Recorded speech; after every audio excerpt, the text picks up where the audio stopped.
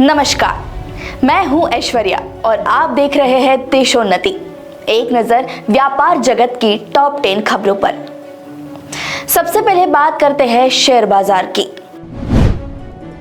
मंगलवार को शेयर बाजार में शुरुआती तेजी के बाद दिन भर उतार चढ़ाव बना रहा और कामकाज के आखिर में BSE सेंसेक्स 801 अंक गिरकर 71,140 के लेवल पर बंद हुआ है।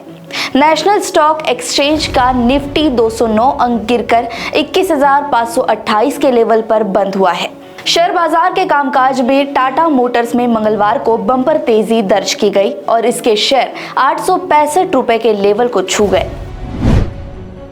वित्त मंत्री निर्मला सीतारमण द्वारा पेश किए जाने वाले बजट में किसानों के लिए बड़ी घोषणा किए जाने की संभावना है। खबर है कि मोदी सरकार PM किसान सम्मान निधि को बढ़ाकर 9,000 रुपए कर सकती है।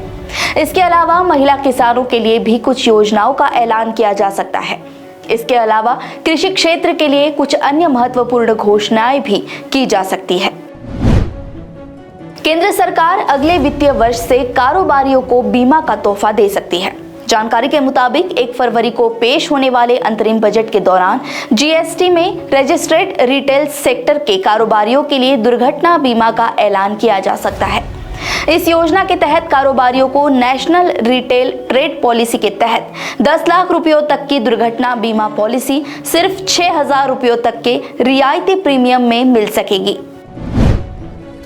महाराष्ट्र में हरित ऊर्जा और हरित स्टील परियोजना के क्षेत्र में निवेश के लिए 3,16,300 करोड़ रुपए का करार हुआ है।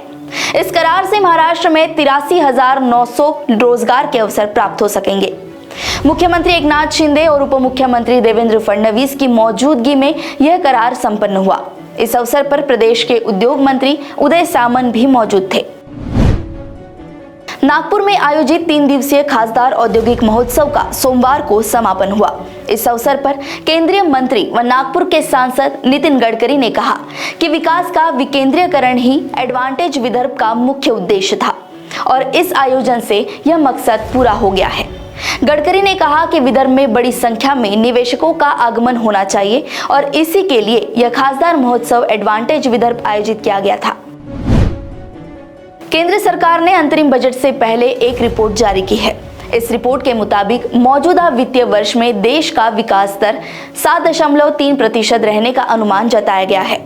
इस रिपोर्ट में कहा गया है कि वर्ष 2030 तक भारत $60 ट्रिलियन GDP वाला देश बन सकता है।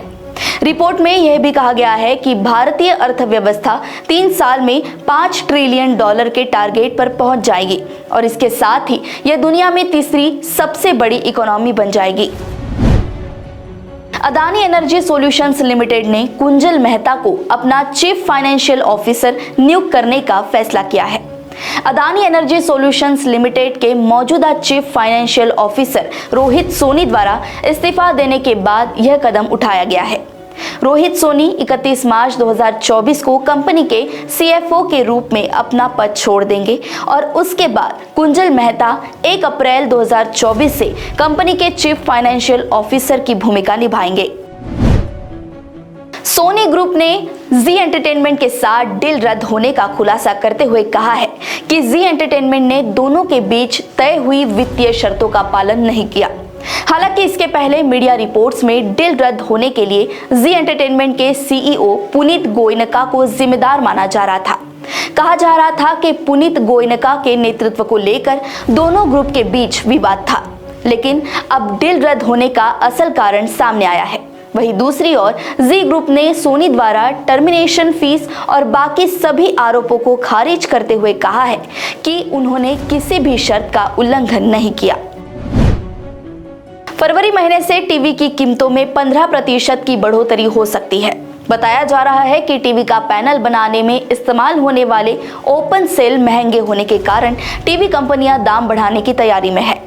ओपन सेल के दाम गत वर्ष दिसंबर माह से 20% तक बढ़ गए हैं और इसी कारण टीवी की कीमतों में इजाफा हो सकता है।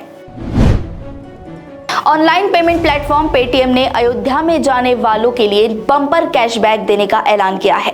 कंपनी ने कहा है कि अयोध्या के लिए बस और फ्लाइट की बुकिंग करने पर 100% तक कैशबैक दिया जाएगा।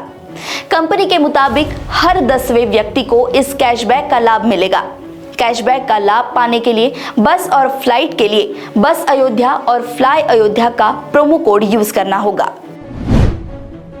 ऐसे ही व्यापार जगत की टॉप 10 खबरों को जानने के लिए देखते रहिए देशोन्नति। नमस्कार। ठळक घडामोडींसाठी देशोन्नति न्यूज चॅनलला सबस्क्राइब करा आणि बेल आयकॉन प्रेस करा।